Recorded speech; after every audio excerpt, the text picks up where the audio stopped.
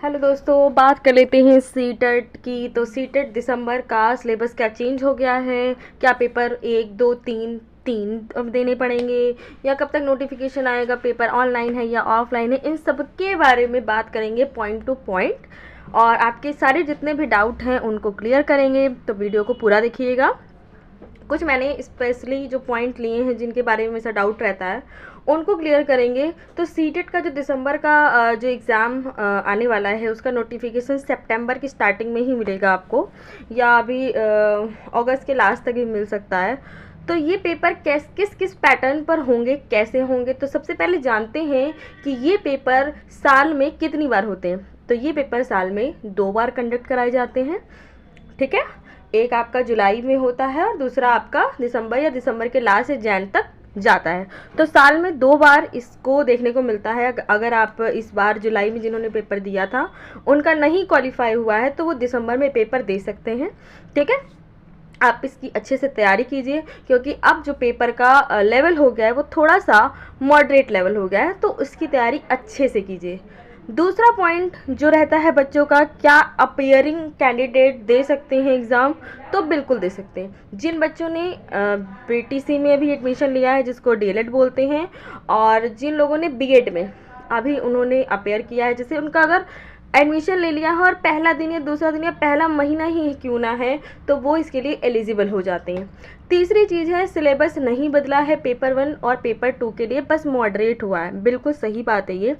Paper 1 जैसे 1 to 5 के लिए था सेम वही रहेगा, पेपर 2 6 to 8 के लिए था सेम है, बस कुछ कुछ चीज़ें चेंज हुई हैं। जैसे अभी तक हम 1 to 5 में उतनी बुक्स पढ़ रहे थे, इनफ थी 6 7 8 की पढ़ ली, बट अब 9th और 10th का भी उसमें पूछ रहे हैं, तो क्वेश्चन का लेवल थोड़ा सा ऊपर किया है।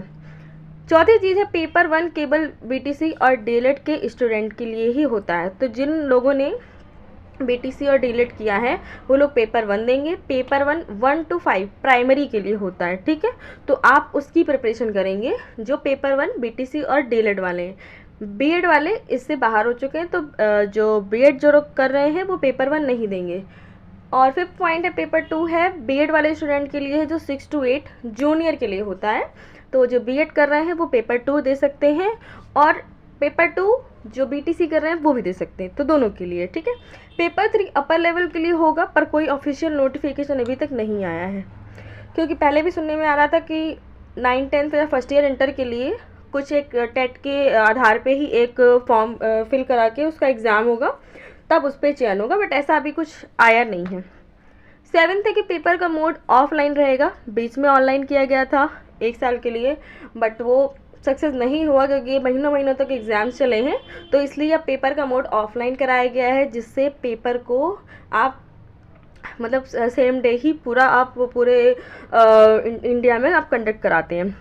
दूसरी चीज़ है कि जनरल कैंडिडेट को 90 मार्क्स चाहिए होते हैं और ओबीसी एससी को 82, ये क्वालिफाइंग नेचर का होता है, ठीक है। तो क्वालिफाइंग में आपको 90 जनरल में चाहिए, ओबीसी एससी को 82 चाहिए होते हैं। ये आप अपने दिमाग में रख लीजिए, क्योंकि ये आप जब तक क्वालिफाई नहीं करते हैं तब तक आप आगे नहीं बढ़ पाएंगे। तो आपका पेपर 150 में आपको इतना चाहिए होता है।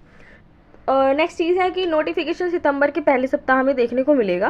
ये मैंने अभी स्टार्टिंग में ही आपको ये पॉइंट क्लियर किया था कि इसका अगस्त या सितंबर की स्टार्टिंग में नोटिफिकेशन आ जाएगा, इसके फॉर्म्स फिल होंगे, तो आप इसकी तैयारी अभी से स्टार्ट कर दीजिए। और रिजर्वेशन जो होता है वो अपने स्टेट में ही लागू होता है, अदर स्टेट में नहीं लागू होता है। इसका सिंपल सा एग्जांपल ये है कि अगर आपके अपने यूपी में, अगर आप हैं यूपी से हैं और आपके ओबीसी में आपके 82 हैं, तो वो आप पास माने जाते हैं। बट अगर किसी अदर स्टेट में आप एग्ज़ाम देंगे तो आप जनरल माने जाएंगे, जिसके लिए आपको 90 नंबर चाहिए होते हैं। तो आप कोशिश कीजिए आपके 90 प्लस आए, आप किसी भी जाति से हो, कोई फ़र्क नहीं पड़ता, आप 90 प्लस लेके आइए, बहुत अच्छी बात है, आपको परेशान होने की ज़रूरत ही नहीं होगी। तो ये बहुत ही बेस्ट चीज़ है कि आप अच्छे नंबर लाते हैं तो आपके लिए ही बेनिफिट होगा, ठीक है। तो ये चीज़ थी कुछ इम्पॉर्टेंट। अगर कुछ और क्वेरी है तो आप मुझसे पूछ सकते हैं कमेंट सेशन में, और बाकी कुछ नई अपडेट आएगी तो मैं फिर से एक वीडियो लेकर आऊँगी आप सभी के लिए।